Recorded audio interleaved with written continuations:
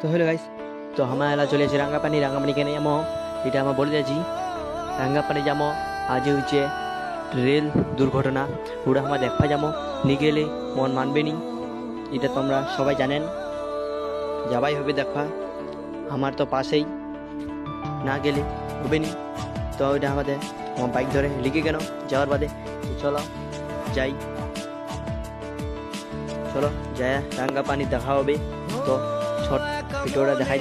প্রশ্ন শুধুই জবাব খুঁজে যায়, তোর ভুলেরই মাসুল তোকেই গুনতে হবে হাই।